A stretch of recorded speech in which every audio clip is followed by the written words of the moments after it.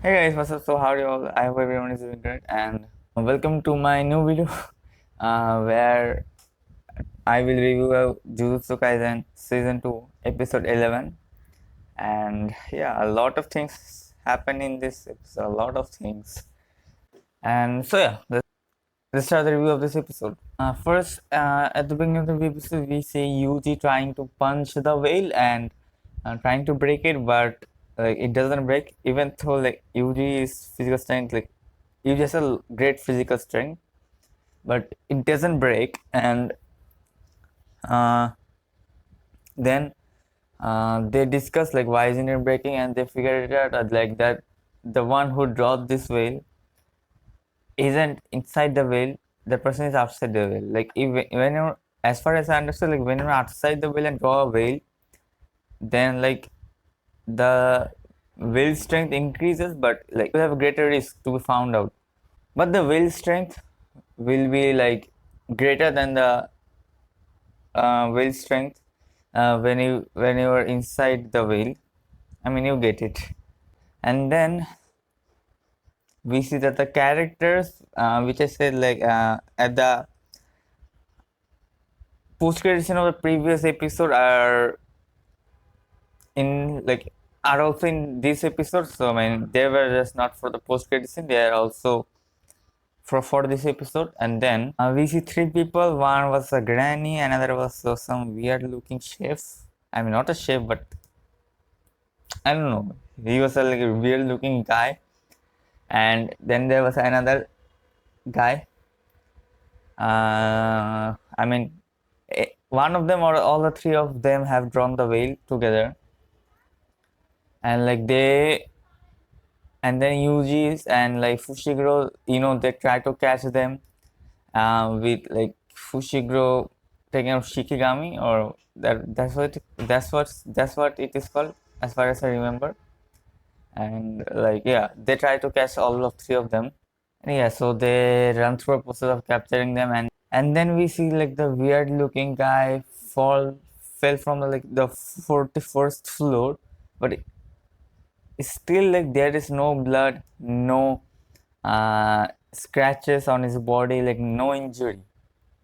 I mean, like that's weird. Like even Fushiguro said, like even if he's a sorcerer, he fell from 41st floor, so like his body shouldn't be this clean. So like they figured out that nothing has happened to him and he's okay, and he's just trying to trick them that he's dead, or like he is like not conscious or something, but he's conscious. Like Fushiguro figures out that he's just trying to trick him. And yeah, this guy is old. I mean, it doesn't seem like he's really old, but yeah, this guy is old. After that, the intro plays, and then we see Nanami and like talking about like becoming a first grade sorcerer. I mean, why doesn't like he want his recommendation and stuffs about the first grade sorcerer things and all. And like explains why he wants to do it in the right way and something like that.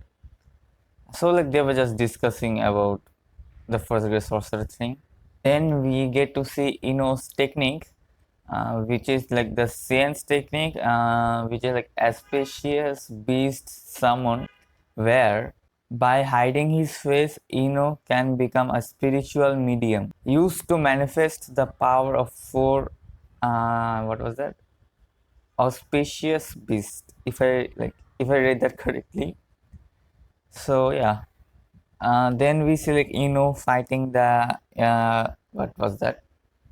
The white sweater dude. I mean the normal dude, and Fushiguro, and like I mean the normal dude was trying to protect the granny because she was chanting some spells. And then we see like the Fushiguro and Yuji fighting the old dude. And like no matter how they try, they can't even bring the normal to a single scratch. I mean like whatever, how many, doesn't matter how many attacks they do, nothing happens. It's like he isn't receiving any attacks. That was awesome, to be honest.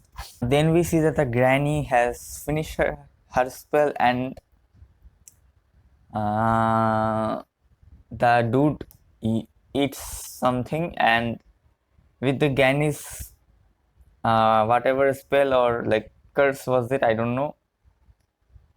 We finally see get Toji back. Yeah, Toji, Zenin or Zenin Toji or Toji Fushiguro, Fushiguro Toji, whatever it say, is back. And then we get to see like the Gojo's past, like on December 7th, 1989. Gojo was born, and like we get to see like the baby Gojo. I mean, who was just born, and man, even when he was a baby, his eyes has always been beautiful. Yeah, like his eyes, man, they're awesome.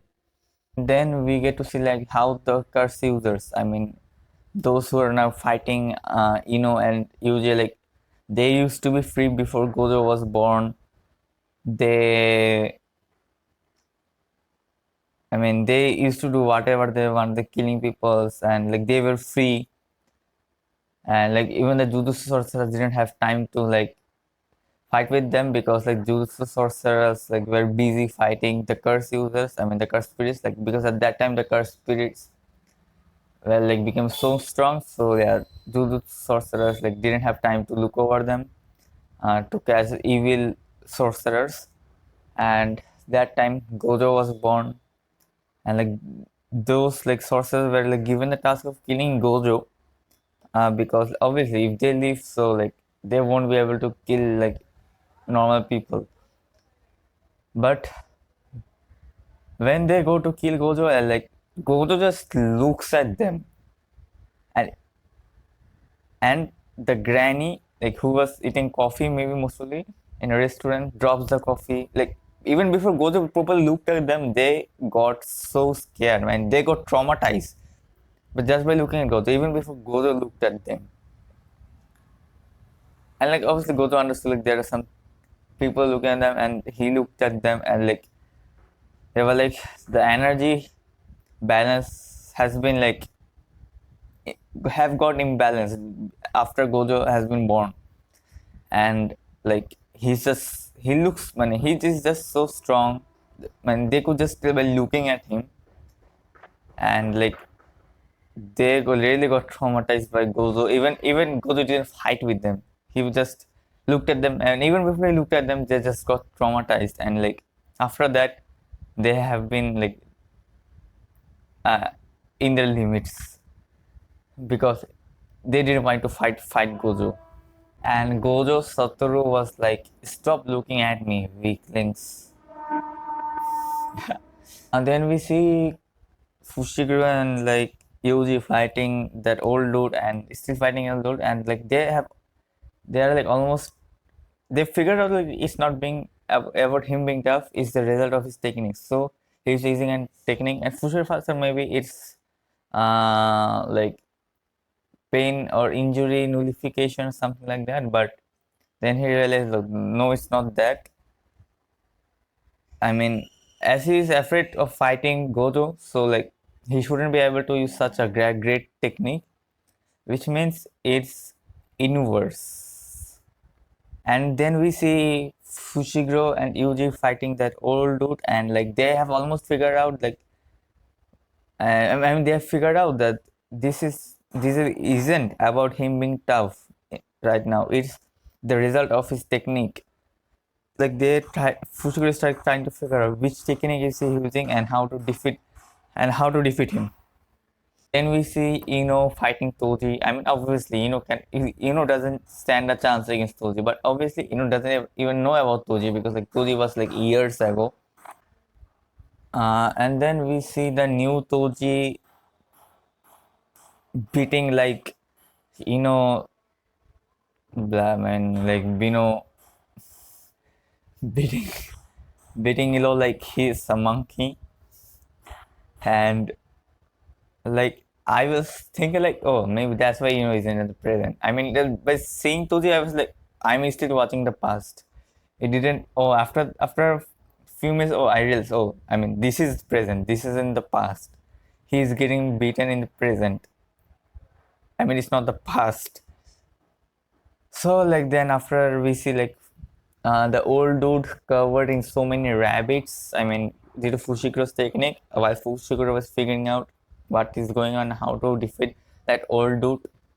Then we see like the old dude explaining about his technique. I mean, in his mind that, I mean, the stronger the attack, that I mean that my technique is inverse. I mean, so the stronger they attack me, the stronger attack they give me, the weaker the attack I will receive, and the weaker the force of the attack is, the stronger they will hit me. So, and like we see, like Fushiguro and Yuji have already figured it out before they went to attack they attacked the overload by dismissing all the rabbits. And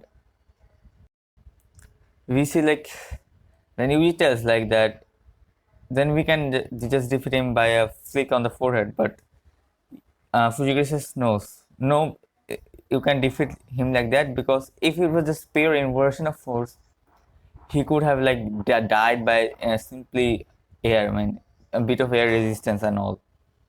So there has to be something. Fushiguro tells there must be a upper and a lower limit to his technique of inversion, and like they need to attack him with a strong force and a weak force at the same time to defeat him. And they do that, and finally the old dude gets defeated. And yeah, then the outro plays and the episode ends. So yeah, that was it. Like for the whatever happened in this episode. I know it was just more of explanation than a review. Okay, so whatever, and the future episodes are gonna be interesting because it's Shibuya. I mean, it has to be interesting. That's what I've heard. And so as you guys can see, like I finally got my jersey of Bangladesh, which I was supposed to get before, and which I was supposed to make the previous video with it, but I couldn't. And yeah, like if you guys haven't still subscribed my channel, please do subscribe. We are so close to 200 subscribers, and yeah, so it will support me a lot. And if you want like to watch more videos like this in the future, then please do subscribe my channel, like this video, share this video, comment on this video, follow me on Instagram, follow me on X, and follow me on Threads, where I usually update about my upcoming video, or where I just post about like whenever I upload a new video, I just post the update there, so you guys could go and watch it. So yeah, this was it. And so yeah, like it's almost 11 p.m. I mean, it's 11 p.m. right now during the shooting of this video, and the game of Bangladesh has already started, so I have to go now. Yeah, so see you guys in my next video. Until then, Joy Bangla.